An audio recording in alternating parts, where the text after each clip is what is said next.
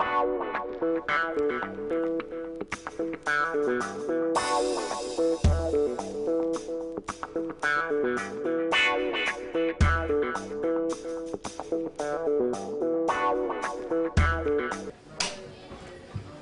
eh bien, ce sujet de la guerre d'Algérie n'est pas sans importance, ni même, bien entendu, mais il n'est pas non plus sans actualité, car vous n'ignorez pas qu'il y a toute une campagne depuis déjà plusieurs années qui tente à culpabiliser la France d'une manière générale, le peuple français d'une manière encore plus générale à propos de l'époque de la colonisation, à propos de la façon dont la guerre d'Algérie s'est déroulée, à propos du rôle de l'armée française au cours de cette guerre d'Algérie.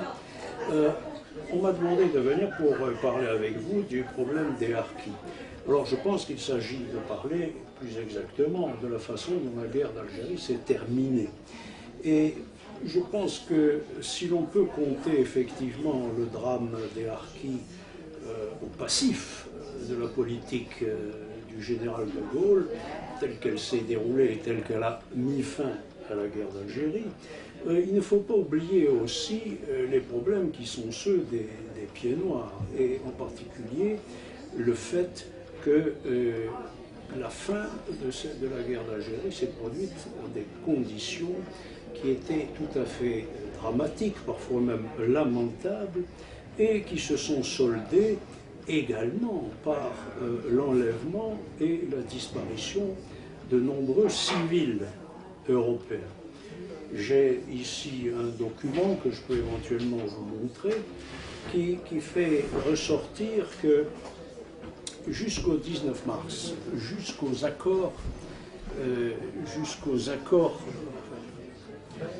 oui, les accords, si on peut dire, d'Évian, le nombre de civils européens enlevés par le FLN tournait autour d'environ 800 personnes. Après la période qui suit le 19 mars 1962, on constate que le nombre des civils européens enlevés par le FLN, et dont une bonne majorité est toujours portée disparue, s'élève à plus de 4000. Nous avons donc, je laisse de côté également le problème des militaires enlevés par le FLN après le 19 mars, qui est un problème en soi.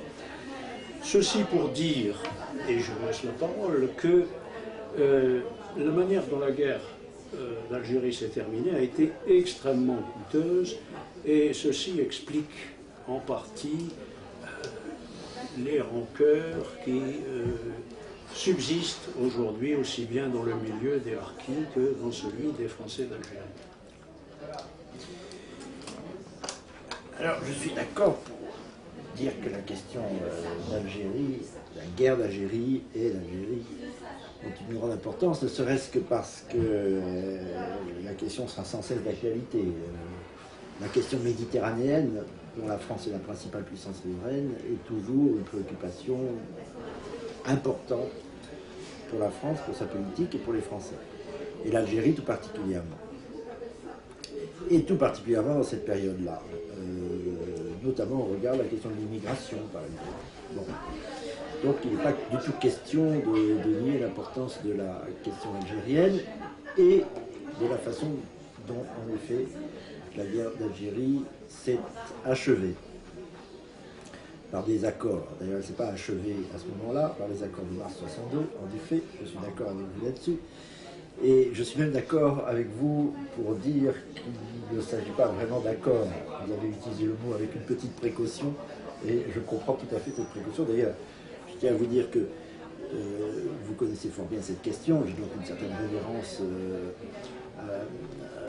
à formuler d'emblée. Vous connaissez très bien la question, je la connais moi sous l'angle de travaux que j'ai fait que je fais actuellement d'ailleurs sur le général de Gaulle. Je veux bien croire que tout n'est pas irréprochable, notamment ces hésitations dans la séquence algérienne. Simplement, ceux qui l'attaquent oublient quand même quelques points de détail qui, comme toujours, le diable est dans les détails, ont tout changé. Je crois en gros, mais on va peut-être développer ça dans la conversation, que si culpabilité il y a, elle est partagée.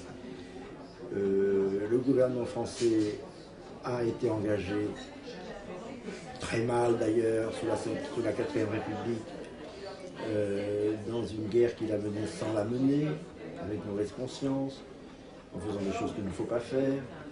Le général de Gaulle en a pris la suite, il a tergiversé, on peut le lui reprocher.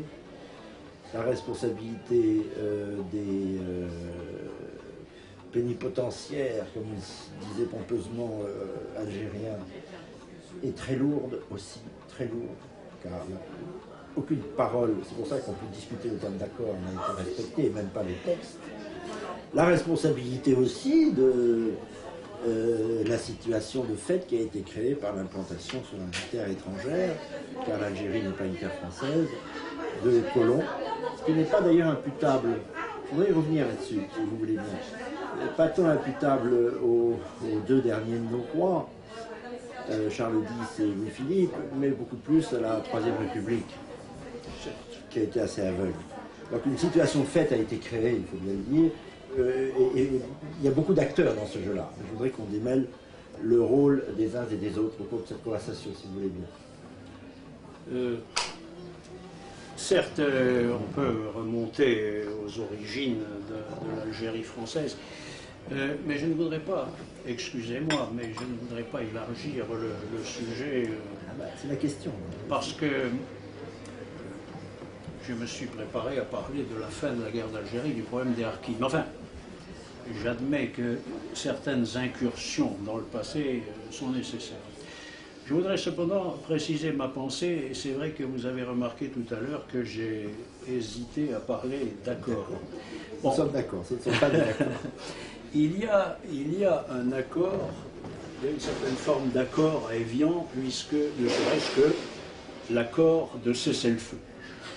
Mais le reste se présente, d'ailleurs ça ne s'appelle pas accord d'Évian, ça s'appelle déclaration gouvernementale.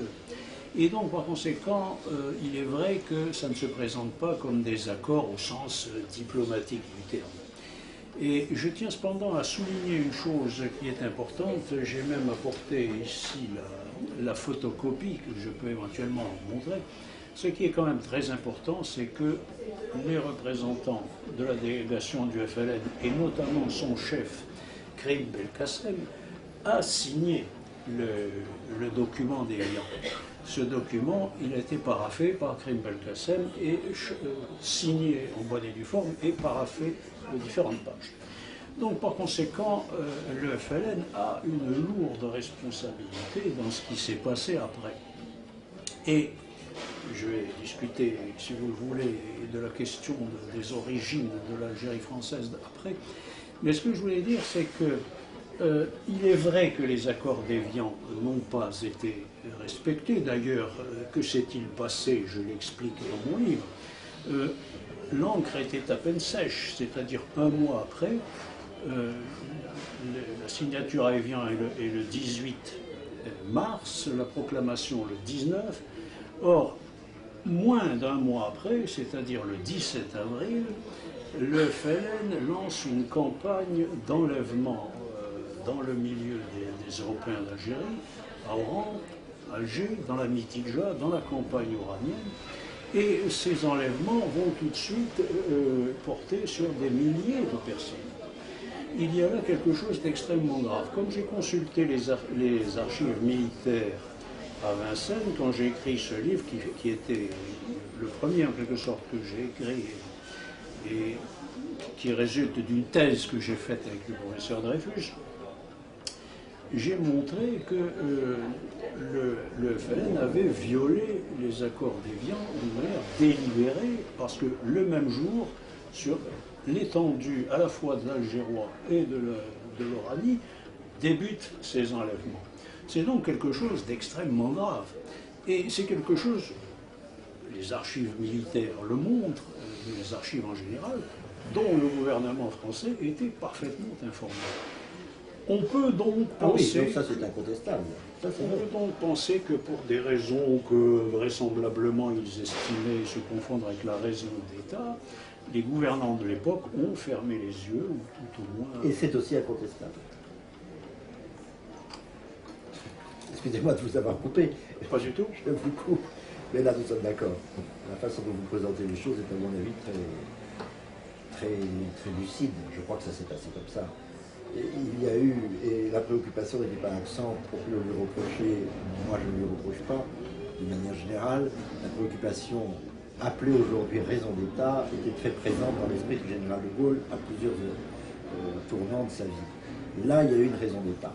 Je crois qu'il s'est dit, après ces fameux accords qui n'en étaient pas, ces déclarations paraphées avec 50 000 arrière-pensées, c'est-à-dire de façon très coupable par Belkacem, protéger la population française, qui était française, protéger les harkis qui servaient la France, à laquelle nous avions des responsabilités et des devoirs, et maintenant des dettes d'ailleurs. C'était quand même prendre le risque de reprendre les hostilités, c'est-à-dire de prolonger sans fin une situation qui était dommageable pour la France. Songez, il faut vraiment songer à ça. Je sais ce que vous allez penser, vous allez dire, il voit le poisson. Ben, et non, parce que je me mets à la place du général de Gaulle, excusez-moi, en 62. Il était impatient de régler une question qui ne l'était pas, c'est-à-dire la supranationalité européenne. Il voulait y substituer l'entente franco-allemande. Or, l'Allemagne profitait de la faiblesse française. Et d'ailleurs, elle était aussi un acteur du drame, car elle a favorisé les ennemis de la France. Le général voulait régler la question européenne en trouvant un équilibre européen favorable à la France qui se substituait aux anciennes folies de la supranationalité type Monnet, des années qui ont précédé la Ve République. Il voulait mener une politique de puissance, notamment vis-à-vis des États-Unis. Il voulait renouer des rapports ô combien distendus par les errements de la Quatrième République et aussi par la faiblesse française qui avait été si sèchement battue en 1940, des rapports avec le reste du monde.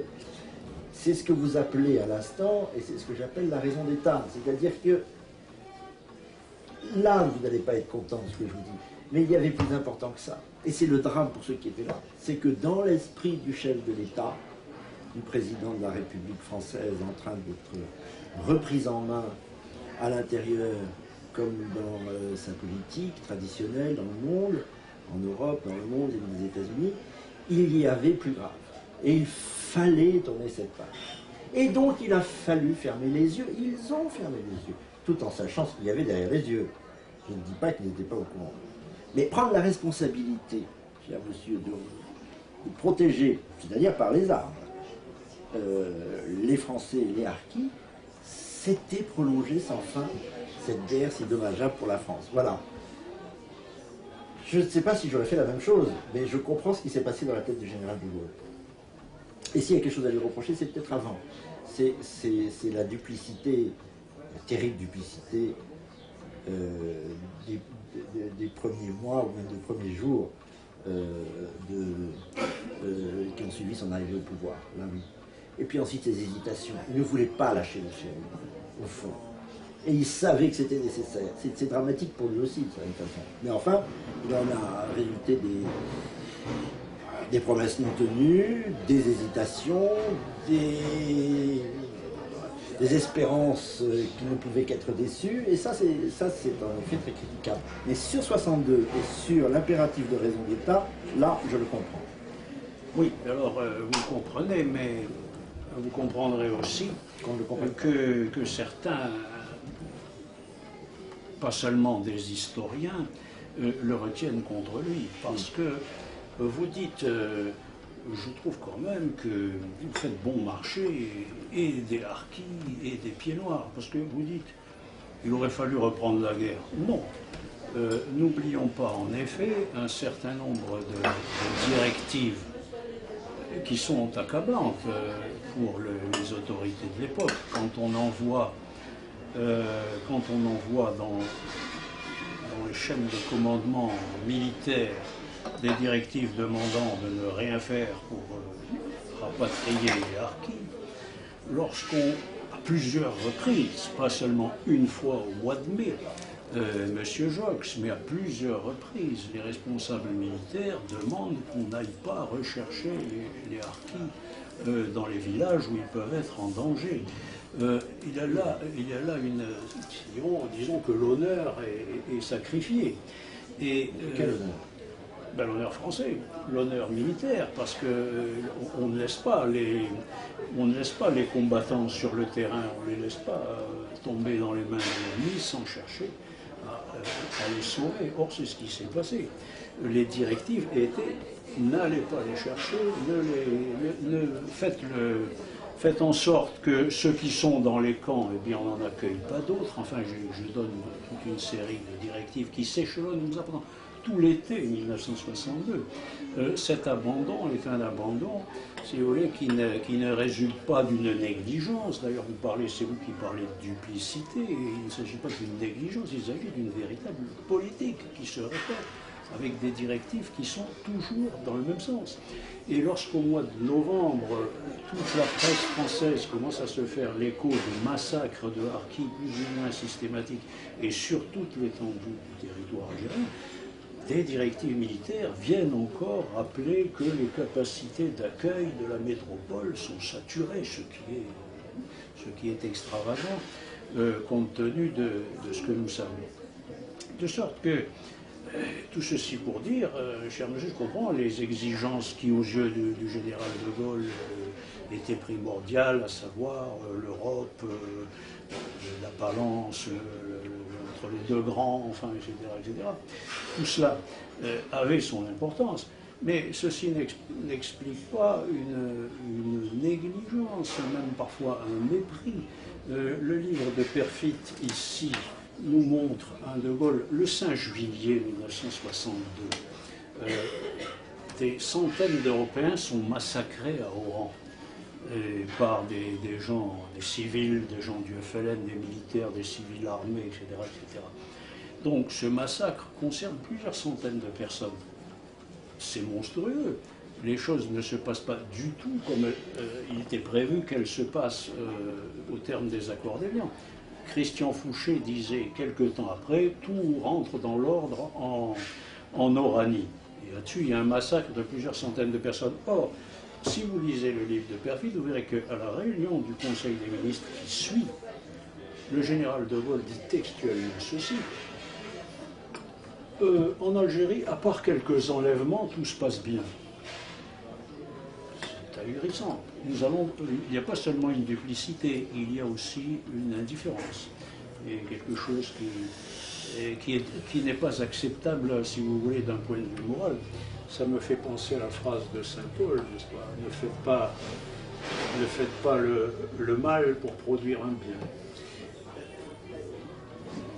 C'est inacceptable d'un point de vue moral. Et ce qui est inacceptable d'un point de vue moral peut être acceptable et même nécessaire d'un point de vue politique. Oh là là. Oh là. Écoutez, je vous laisse la responsabilité de ça. Ah, de la politique. Et nous sommes ici dans une question politique, pas une question morale. D'autant que je le répète, s'il y a tort, ils sont infiniment partagés et depuis plus d'un siècle. Mais j'inclinerai beaucoup la politique coloniale. Moi, je suis assez anticolonialiste, pour tout vous dire. Je pense que vous n'êtes pas le seul. Il y a toujours eu un parti anticolonial en France. Le général de Gaulle était plutôt dans le parti anticolonial. Il l'avait montré d'ailleurs au cours du premier séjour qu'il avait fait dans un pays arabe à la fin des années 20 à Beyrouth. Il répétait, mais ça c'est tout à fait dans sa conception du monde, il répétait que jamais les Arabes seraient assimilables, que les civilisations étaient trop différentes pour se concilier. D'ailleurs, je persiste à le penser. Sa représentation du monde, vous savez, c'était un essentialiste d'une certaine façon.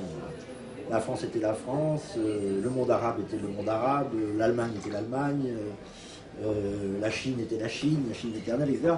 Et un monde en ordre, c'était un monde qui comptait, eh bien, l'Allemagne avec ses Allemands, l'Italie avec ses Italiens, il l'a dit à propos de l'Europe. Et on pourrait dire le Japon avec ses Japonais, la Chine avec ses Chinois, les Mexicains, le Mexique avec ses Mexicains, chacun chez soi, en somme. Et c'est ainsi d'ailleurs que le monde est intéressant. La diversité, elle ne doit pas être lue à l'échelle d'une seule nation. Nous la ressort aujourd'hui la diversité. La diversité, c'est la diaprure du monde, c'est la diversité des civilisations du monde, ce qui suppose qu'elle ne se mélange pas.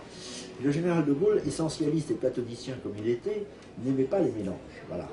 Et je ne pense pas qu'il eût approuvé la colonisation, quand bien même s'explique-t-elle par l'histoire de France et une sorte de compétition dans laquelle la France a été lancée, notamment avec l'Angleterre. C'est le drame de l'histoire et c'est le drame de la politique où la morale ne retrouve pas toujours ses petits. Je vous reprendrai simplement sur un point, sur l'honneur militaire, l'honneur du soldat, me semble-t-il, c'est celui de servir et d'obéir à son commandement. Ça n'est pas de se transformer en on ne sait quel Kouchner avant la lettre, consistant à aller sauver les populations en détresse à travers l'univers. L'honneur du soldat, c'est d'obéir. Beaucoup ne l'ont pas fait. Alors, il ferait mieux de ne pas ramener la question de l'honneur parce qu'elle n'est pas tout à fait à leur honneur, justement. Quelquefois aussi généreux soit-il, parce qu'ils ont écouté leur cœur, plus que leur raison. Bon, c'est pas mal d'écouter son cœur, mais c'est pas le domaine. Et c'est pas le domaine militaire. Un soldat n'écoute pas son cœur, il écoute son esprit, il obéit. Et je voudrais vous poser pour finir une question, notre cours, et je pourrais vous la poser depuis le début. Qu'auriez-vous fait en 1962, mettons, avant les supposés accords d'Évian? Qu'auriez-vous fait? Vous êtes le général de Gaulle, je suis désolé de vous mettre dans cette position inconfortable dans votre esprit, oui. Mais qu'auriez-vous fait? Je vais vous répondre d'abord. Je vais d'abord vous répondre sur la question de l'honneur. Et vous verrez que c'est la raison pour laquelle je pense que, d'après ce que vous dites, vous considérez le général de Gaulle comme un grand homme. Vous allez comprendre que je ne fais pas grand cas de votre grand homme, et parce que ce que vous dites là, je le trouve absolument inadmissible, parce que vous confondez les choses, vous les mélangez, peut-être, alors je ne vous dirai pas de vous noyer le poisson, mais enfin vous avez une certaine tendance, cher monsieur, à remonter, enfin, à nous écarter du sujet tel qu'il est. Moi, nous parlons d'honneur. Vous me dites l'honneur des militaires, c'est de servir. Mais c'est ce qui s'est passé en Algérie. Mais pour beaucoup, la plupart des militaires ont servi, ils ont servi jusqu'au bout. Au sens d'obéir. Ils ont obéi à la politique gaulliste. Tellement vous ne pouvez pas demander, c'est ça qui est dramatique, vous ne pouvez pas demander à des militaires de mourir pour défendre un territoire, pour défendre des gens qui sont menacés par le terrorisme. Vous ne pouvez pas leur dire de risquer. Les militaires le font, c'est leur travail, c'est leur vocation.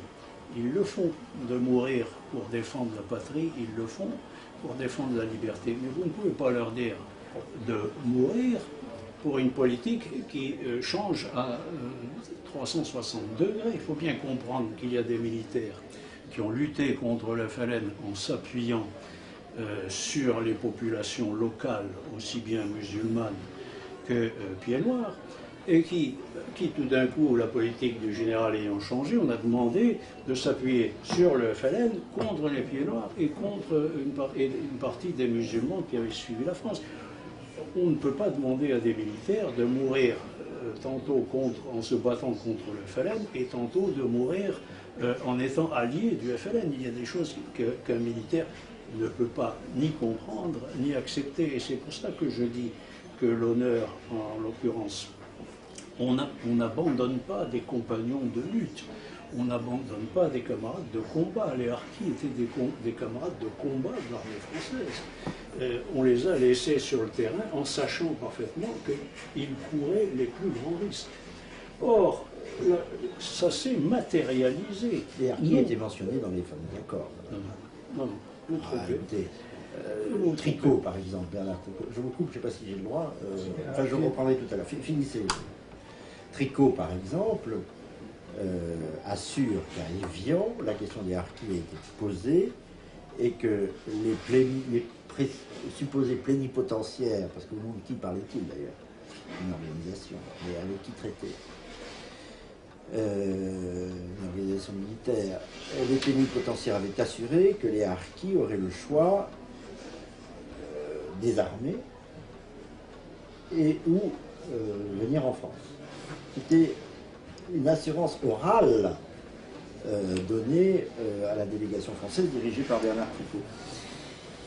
Vous ne répondez pas tout à fait à la question que je vous pose, qu'auriez-vous fait? Bon, mais je vois bien, vous avez un côté un peu, je vais dire 68 ans, vous avez trouvé ça un peu polémique, mais vous faites passer la raison individuelle et la raison du cœur, et vous appelez ça l'honneur, avant la raison politique, avant les nécessités de l'État.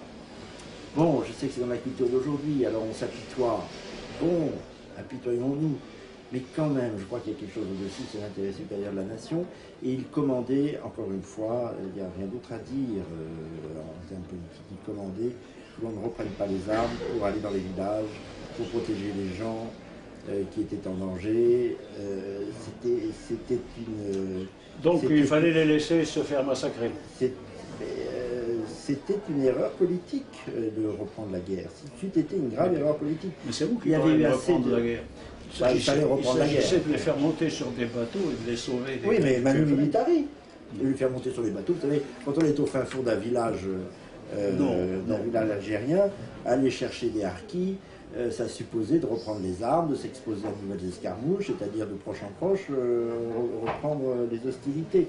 Et je dois dire d'ailleurs, je crois que vous connaissez mal ce qui s'est passé là. Vous ne pouvez pas aller chercher des gens comme ça, alors que vous avez dit on cesse le feu, on dépose les armes, comme ça, avec des avions, des hélicoptères, des camions, et puis tout le monde rentre. Ça n'était pas possible. Et encore une fois, ça supposait... On l'a fait pour certains.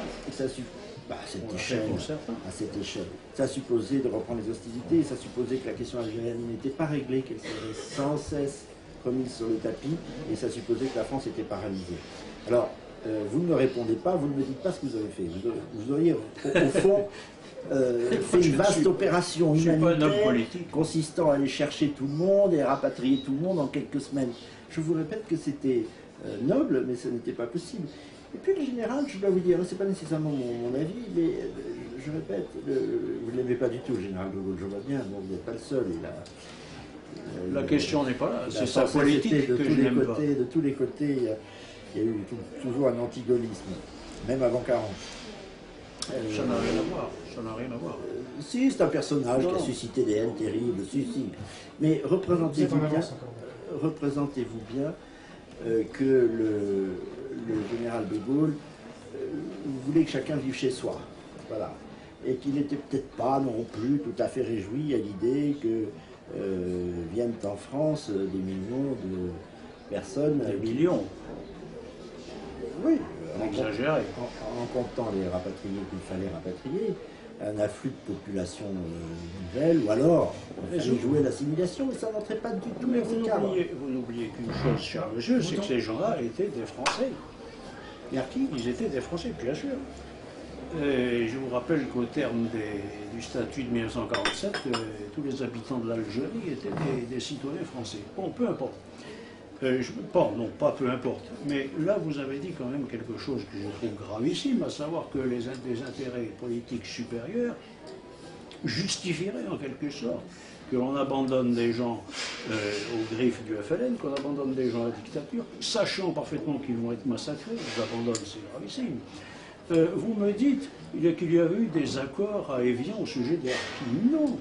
Vous êtes verbaux, j'ai précisé. Oui, alors vous êtes justement, il faut bien le dire, dans les 10 accords d'Évian, il n'y a rien concernant les harkis.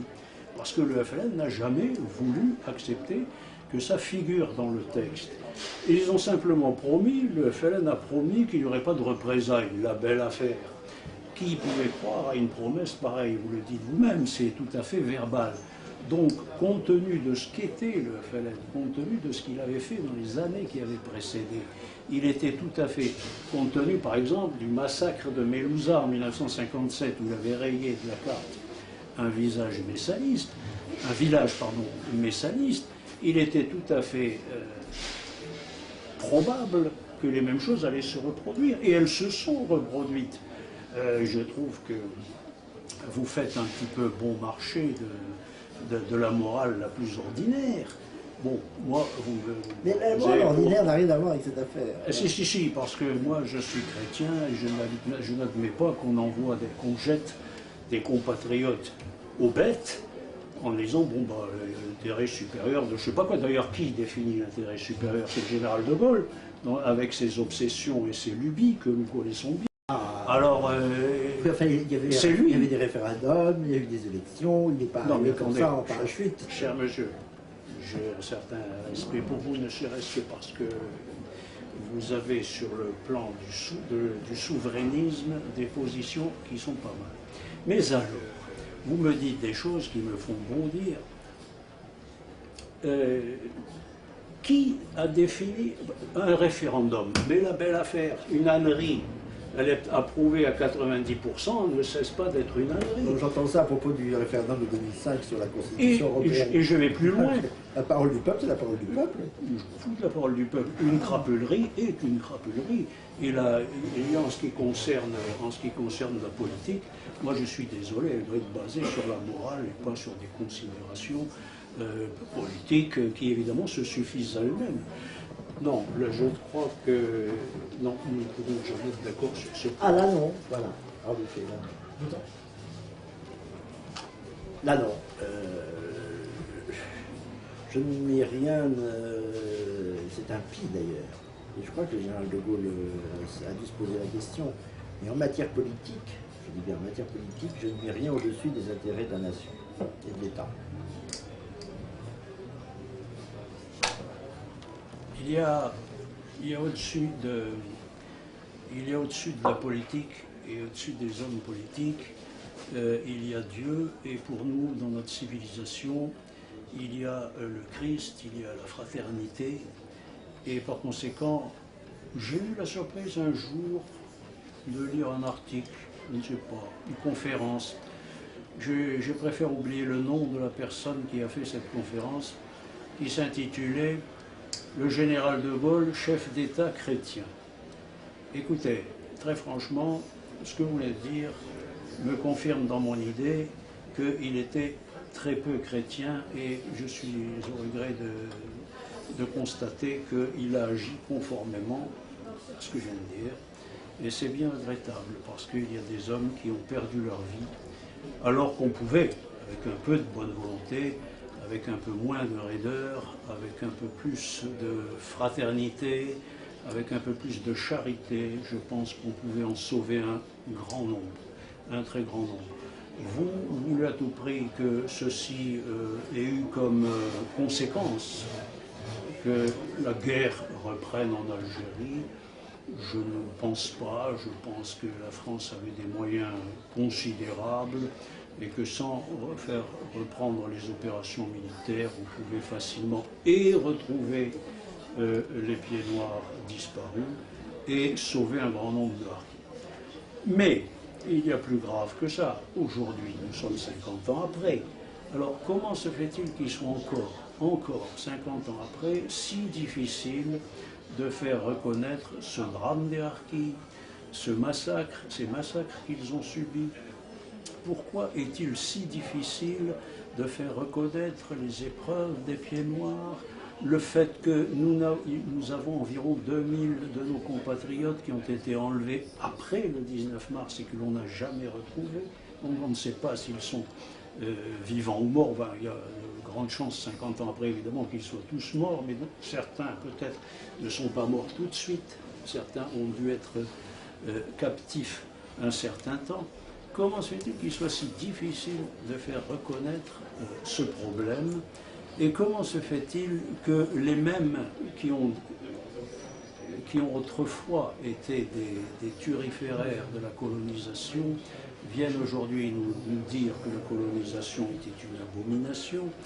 Et comment se fait-il que nous soyons devant des campagnes récurrentes en politique tendant à montrer la France sous un jour? abominable, on a montré l'armée française sous un jour abominable. Comment se fait-il que des films passent et repassent à la télévision qui font tous le procès à sens unique de l'Algérie à l'époque française et de l'armée, de notre armée pendant la guerre d'Algérie? Moi, voilà les questions que je pose. Si il y avait de si belles explications et s'il y avait tant de justifications à ce qui s'est passé à l'époque, pourquoi cache-t-on, continue-t-on de cacher ces drames et ces tragédies? Alors, appuyez sur le bouton et Paul-Marie Couteau, vous avez 7 minutes de retard, donc vous pouvez y aller franchement. Bon, alors, beaucoup de choses. D'abord, vous dites que le drame n'est pas reconnu. Il l'est et il fallait qu'il le soit, et il a été bien tard, c'est un fait. J'y ai minusculement contribué d'ailleurs, puisque j'avais beaucoup plaidé dans les années 90. J'étais au cabinet de Philippe Séguin pour qu'il aille voir sur les Invalides, sur l'esplanade des Invalides, des harkis qui campaient à proximité de l'Assemblée nationale. Il est allé les voir. Je l'ai presque tiré par la main. Il est allé les voir. Ça a été beaucoup trop long. J'avais signé des pétitions pour aller des harkis d'ailleurs. Je ne vous le reproche pas. Je pense bien. Ça a été beaucoup trop long d'ailleurs pour que la France, ne serait-ce que vis-à-vis des descendants, fasse ce qu'il était impératif de faire beaucoup plus vite. Et encore une fois, je ne nie pas qu'il y avait une sécheresse terrible chez Général de Gaulle, de ce point de vue-là, et chez les gens qui l'ont entouré aussi. Hein. Bon, il ne faut pas non plus faire une conception irrationnelle du devoir d'État et de la raison d'État.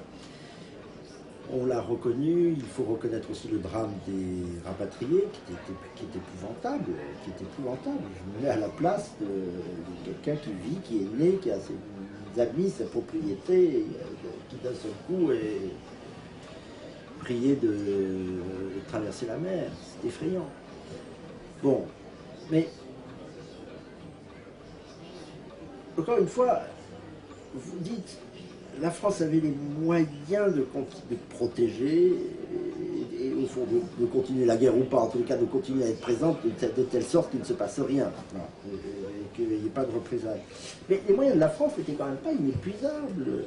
Ça coûtait extrêmement cher, tout ça. En plus, est-ce que vous voyez, tout le long des années 60, il fallait continuer à poser la question sans fin, qu'elle se serait reposée sans fin, car on ne pouvait pas faire fond sur le FLN devenu État algérien, État d'ailleurs qui n'a jamais été vraiment un État et qui n'est pas davantage aujourd'hui.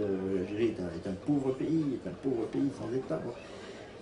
On ne voulait pas sans cesse immiscer la France dans cette fourmilière. C'était extraordinairement dangereux pour nous, pour modifier complètement notre politique en Méditerranée, vis-à-vis de l'Afrique, vis-à-vis du tiers-monde, vis-à-vis des États-Unis qui nous attendaient au tournant. La France était mise en accusation à l'ONU sans fin.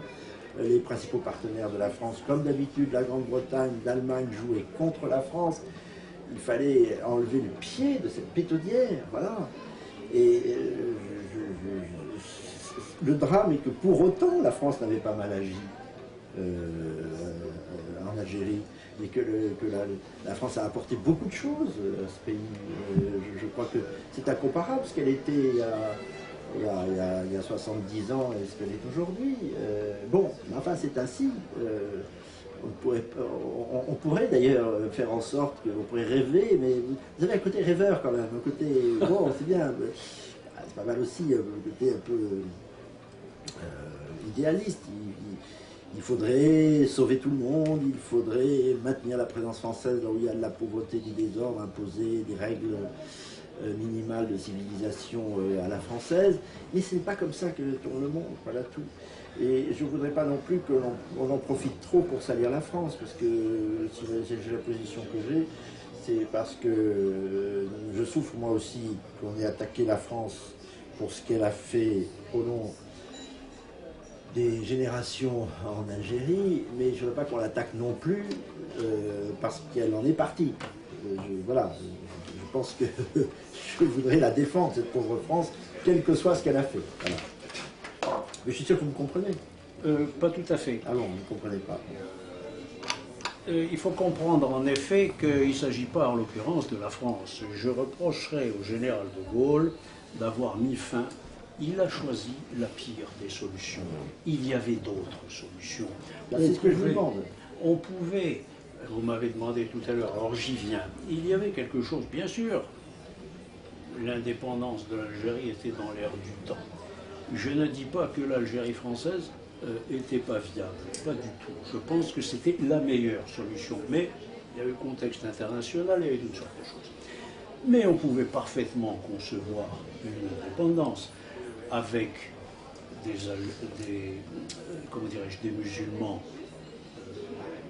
modérés, acquis à la France. On aurait pu très bien concevoir une indépendance dans laquelle la France aurait maintenu son influence. Donc, je ne suis pas d'accord avec vous quand vous nous présentez les choses comme s'il n'y avait que deux solutions, où on faisait la guerre pendant la guerre de 100 ans, ou alors on partait, et puis, ma foi, en cassant pas mal de vaisselle.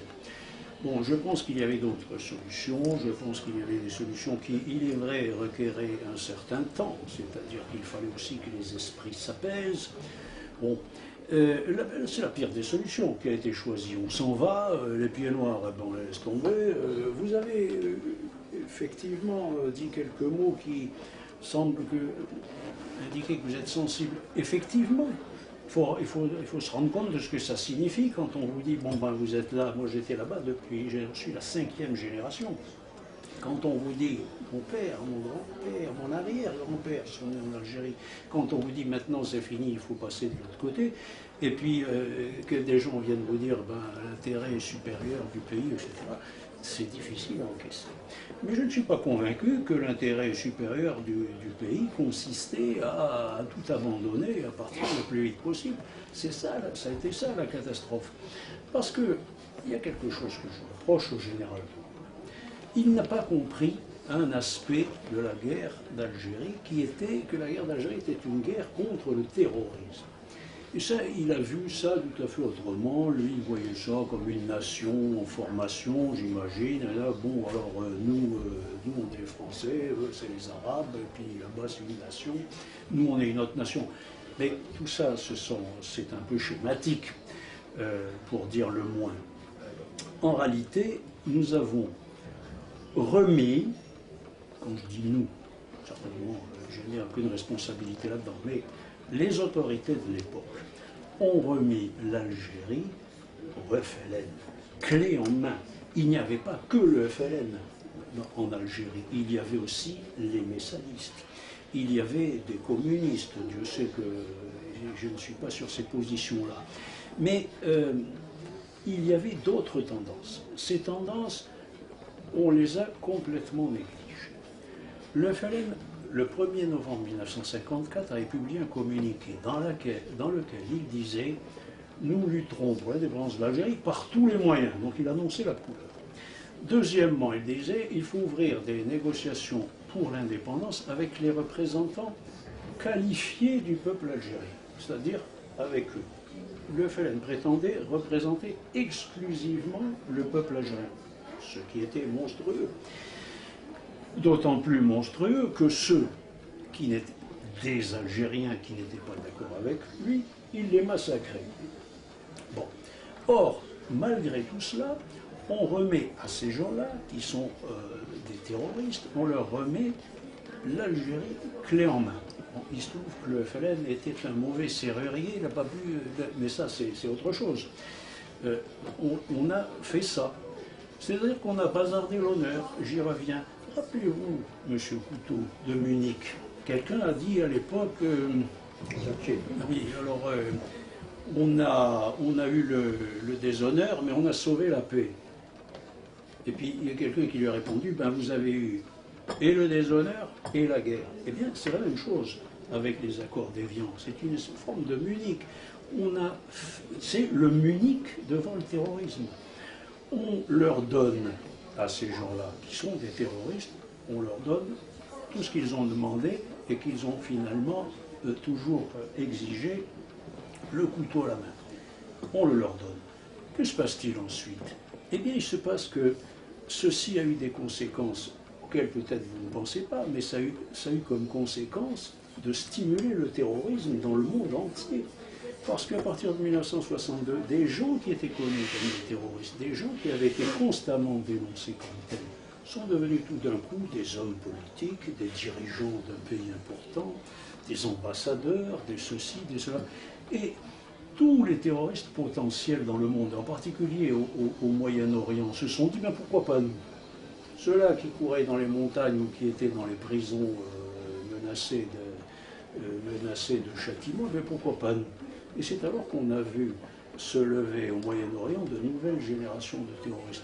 Rappelez-vous, en 1970, Remontez un peu dans septembre noir, c'est à peine 7 ou 8 ans après la guerre d'Algérie. Aujourd'hui, le terrorisme est un phénomène planétaire. Et je suis absolument persuadé que la manière dont la guerre d'Algérie s'est terminée, cette consécration que le général de Gaulle a donnée au FLN, a eu de l'importance. Ça a eu beaucoup d'importance pour nous. Alors, 8 minutes de retard. Pareil. vous élargissez quand même la question en faisant une affaire de lutte contre le terrorisme. Ça a une toute autre dimension. Le terrorisme dans la région, il n'a pas commencé dans les années 50. L'État d'Israël, tout le monde le sait, est consécutif à l'action terroriste des militants sionistes, dont certains chefs sont devenus premiers ministres, qui ont eu des ambassadeurs, etc. Le terrorisme, encore une fois, est bien plus ancien.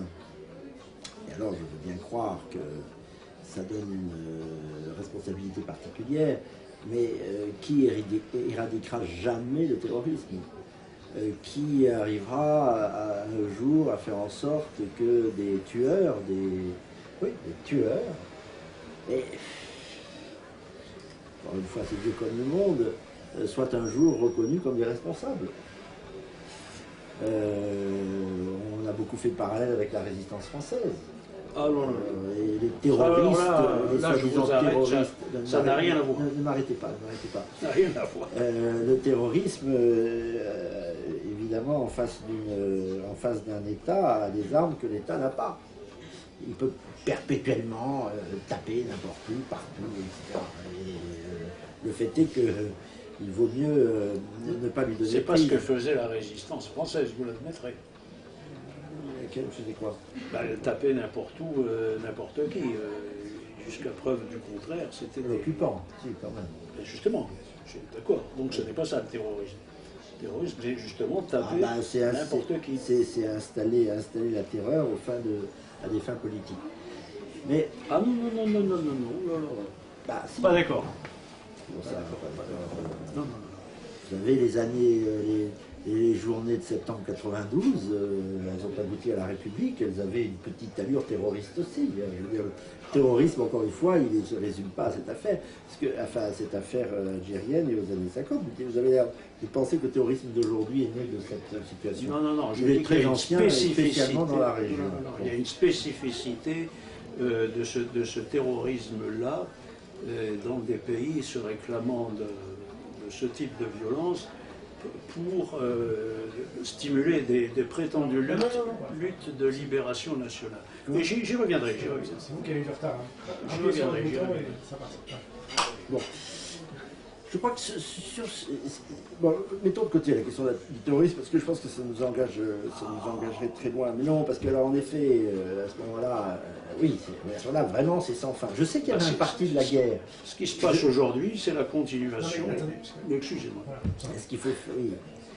Je sais qu'il y avait un parti de la guerre. Il y a un parti de la guerre à outrance. Il y avait un parti de la guerre à Alger, à Oran, parmi les Français, dans les années 60. Bon, ben, ce parti de la guerre, qui voulait tout faire pour prolonger la présence française, quel qu'en soit le coût, ce parti de la guerre n'était pas raisonnable.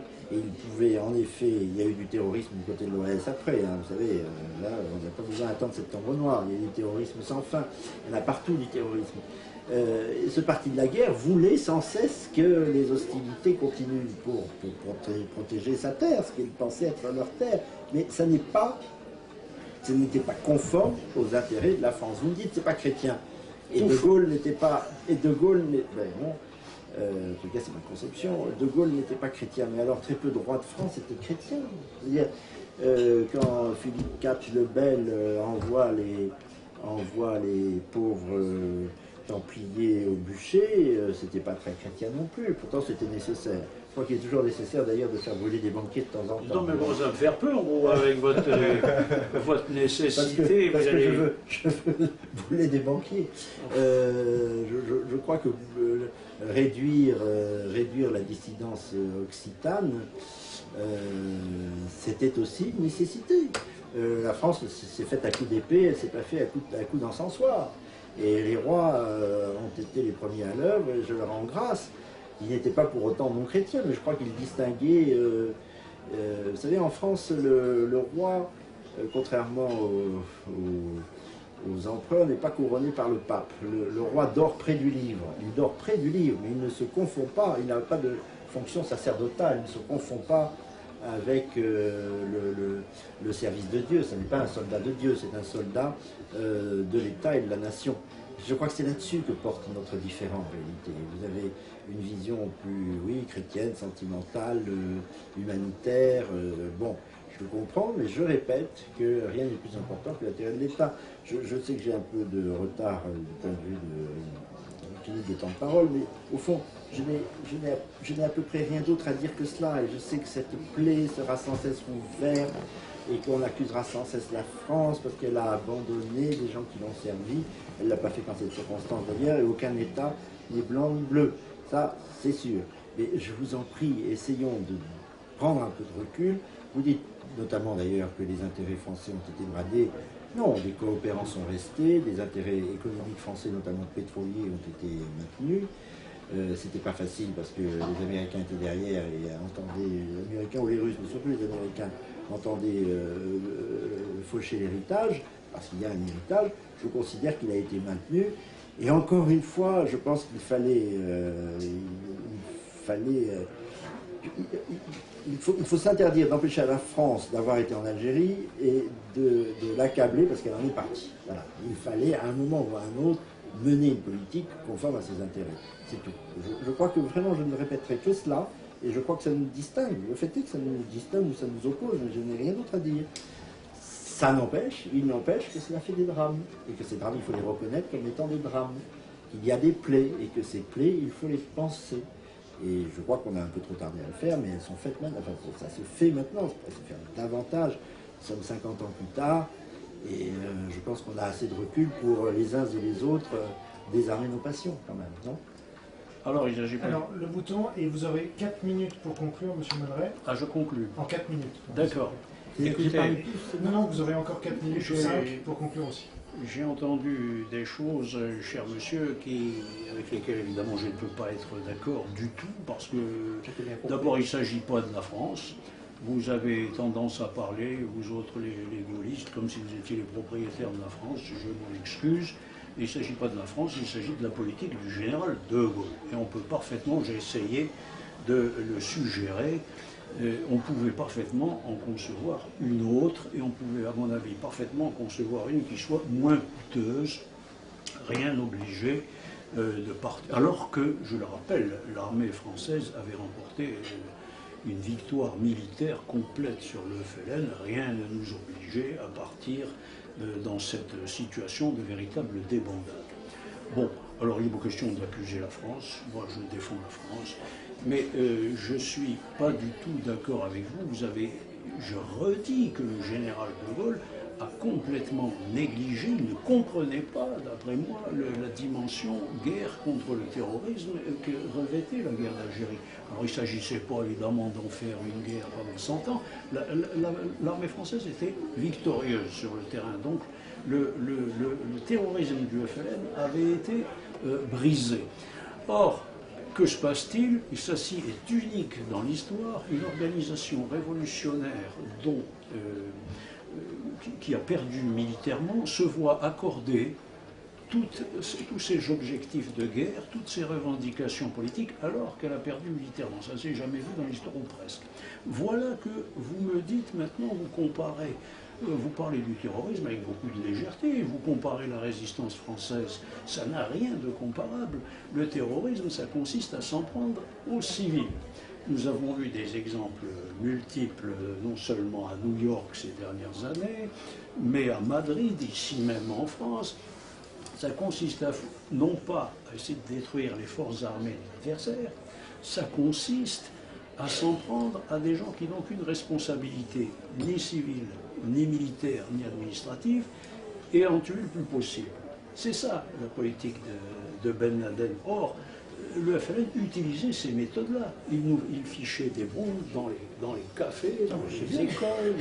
Il ne s'agissait pas de...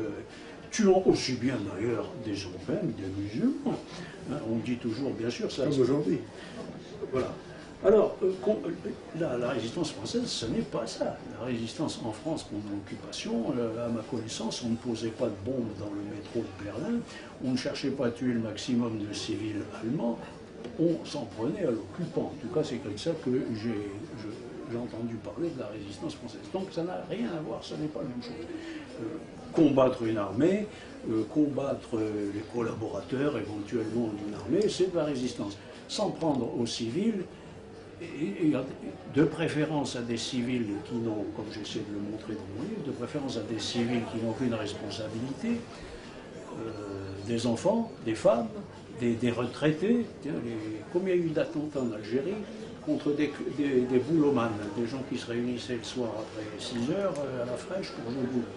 Une multitude. Une minute. Je dis par conséquent qu'il y avait d'autres manières de traiter ce problème, il y avait d'autres solutions. Je n'accuse absolument pas la France, mais par contre, je le redis, la politique générale de Gaulle, à mon avis, était dangereuse et elle a été, ma foi, elle s'est soldée par de très nombreuses victimes que l'on pouvait certainement éviter. Alors, 3 choses pour conclure, puisque j'ai un peu de retard. Vous dites obstinément à la politique du général de Gaulle, comme s'il était seul à vouloir la mener. Je vous signale qu'il est arrivé au pouvoir dans les constitutions que vous savez, qui ont été sanctionnées par le peuple français, par l'approbation de la Constitution, puis ensuite par l'approbation des accords d'Évian. Il y a eu assez de référendums. Le référendum, je l'aime. C'est un instrument que j'apprécie et dont je respecte le résultat. Bon. Alors, la politique du général de Gaulle était la politique de la France, ou alors il n'y a plus d'État. C'est ce qui différencie des européanistes. Et n'est-ce pas tant mieux. Je m'en félicite, et je suis cohérent. Et je dois dire que c'était aussi la politique de la France, indépendamment de la politique des Français, parce que je crois que traditionnellement, je répète, pour la France, un monde en ordre est un monde qui respecte la diversité des civilisations. Les rois de France n'ont pas été très colonialistes, finalement. Le colonialisme est plutôt le fait de pays plus au nord, l'Allemagne, la Grande-Bretagne, qui n'ont pas la même conception d'un monde en ordre. Ils sont beaucoup plus interventionnistes. Je crois que la France est le modèle de la nation et qu'elle veut bien rayonner, mais elle n'entend pas, comme toute nation, dominer le monde. Bon. Alors, c'était tout à fait conforme, je crois, à la politique traditionnelle de la France. D'ailleurs, le comte de Paris l'en a approuvé, puisqu'il était représentant de cette tradition-là. Il était là par une voix parmi d'autres. Beaucoup de royalistes, Pierre Boutan, etc., ont bien compris que c'était un peu dans le train général, enfin dans le film général, dans la tradition générale de la politique de la France, que ne pas perpétuellement occuper par les armes une terre qui était disputée par les autochtones. Bien. Alors, pas tous, pas tous.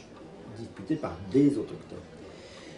Ensuite, vous mettez l'accent beaucoup sur le terrorisme. Je n'ai pas comparé, vous savez très bien, ce serait une puérilité de ma part, je n'ai pas comparé les terrorismes, enfin tout au moins les actes de résistance français avec le terrorisme qui s'attaquait en effet aux passants ou aux consommateurs sur la terrasse des cafés. Je dis que dans le terrorisme, on a mis beaucoup de choses. Que le problème devient beaucoup plus difficile à démêler. Le terrorisme peut être poursuivi partout, en tout lieu, sans fin. Les Américains aujourd'hui, les États-Unis font l'expérience d'une guerre au terrorisme qui n'en finit pas, qui n'arrive pas à trouver de terme, qui est d'ailleurs quelquefois prétexte à des actes que aussi la morale réprouve. Je ne m'engagerai pas dans la problématique du terrorisme au sujet de la guerre d'Algérie. Parce que je crois que ça brûle beaucoup les lignes. Il est vrai simplement qu'il y a une opposition sur deux conceptions, sur deux points. Premier point où nous divergeons, est-ce que la raison d'État est plus forte que tout en politique? Je dis non, vous dites oui, il y a, comme Antigone, des lois supérieures. Bien, nous divergeons là-dessus. Deuxième opposition, vous nous avez dit l'Algérie française, il est faux de penser que l'Algérie française n'était pas viable. Vous considérez qu'elle était viable. Bah, moi, je ne vois pas très bien comment on aurait pu faire. Parce que vous dites très gentiment en passant qu'à partir de après la libération, tout habitant d'Algérie était citoyen français. Si l'Algérie était viable, tout habitant d'Algérie aujourd'hui est citoyen français. Comme dit l'autre, je demande à réfléchir. Et je crois vraiment que les conséquences eussent été incalculables et très très lourdes. D'ailleurs, je pense que la guerre n'aurait pas cessé, je pense que le terrorisme n'aurait pas cessé, je pense que 50 ans plus tard, on serait encore empêtré dans ces affaires-là. Je sais qu'il fallait trancher et que trancher est dur. Le général de Gaulle l'a fait à sa manière, qui est une manière militaire. Il l'a fait avec l'approbation de la France et je voudrais bien que la France cesse d'être accusée aussi en cette circonstance comme elle est en tant d'autres. Voilà. Je peux en dire un mot ou c'est fini? Il reste une minute de Paul-Marie Couteau qui peut vous offrir éventuellement. Je vous offre ma minute. Vous êtes gentil, Goton. Comme ça, vous aurez le dernier mot. Ouf, c'est pas ça. Mais Une minute, vraiment. vous dites que le général de Gaulle a tranché comme un militaire. Moi, je dis qu'il a tranché comme un boucher. Messieurs, merci beaucoup. Bon.